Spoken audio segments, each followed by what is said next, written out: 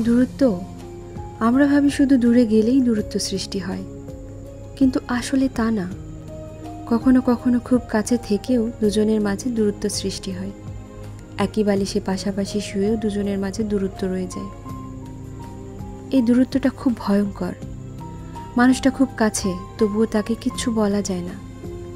দুজন ঠোঁটে ঠোঁট রাখিয়ে একই সাথে দৈহিক সম্পর্ক করে, তীব্র যৌনতায় একে অপরকে জড়িয়ে ধরে, তারপরেও কি দুজনের মাঝে দূরত্ব থাকতে পারে? হ্যাঁ, পারে। কত সুন্দর সম্পর্কও নষ্ট হয়ে যায় এই দূরত্ব ঘুচাতে না পেরে। এই দূরত্বটা শরীরের না, এই দূরত্বটা মনের। শরীর তো ছুঁয়ে দেওয়া যায় সময়ে অসময়ে, কিন্তু মন ছুঁয়ে দেখার সাধ্য আছে কজনা? মনের কাছাকাছি আসতে পারে কজনা? কজন রাখি মনের খবর?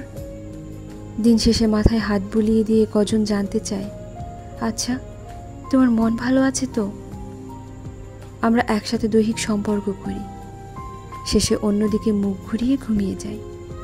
কখনো কি পাশের মানুষটার মানসিক প্রশান্তির কথা চিন্তা করেছি? কিছু সময় ব্যয় করে ভেবে দেখেছি মানুষটা মনের দিক থেকে আমার সাথে ভালো আছে কিনা, বা সে কি চায়? না, আমরা এগুলো ভেবে দেখি না। আমরা ভাবি সংসারটা তো করছি, আমি তো তার সাথেই আছি, তার দায়িত্ব পালন করছি, একসাথে থাকছি, খাচ্ছি, যৌন সম্পর্ক করছি, ব্যাস, আর কি?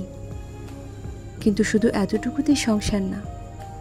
যদি মানুষটা মন থেকে আপনার সাথে ভালো না থাকে, যদি তার মনের কাছাকাছি না আসতে পারেন, তাহলে তার কাছে এই সব কিছুই অসহনীয়। শুধু সাথে থাকলেই পাশে থাকা হয় না, শুধু কাছে আসলেই সবটা কাছে আসা যায় না। আগে তাকে বুঝুন, দুজনের মনের দূরত্ব কাটিয়ে উঠুন, তার মানসিক শান্তির কারণ হন। দেখবেন তখন সংসারটা স্বপ্নের মতো মনে হবে, আর স্বপ্নের সেই সংসারে দুজনে খুব ভালো থাকতে পারবেন।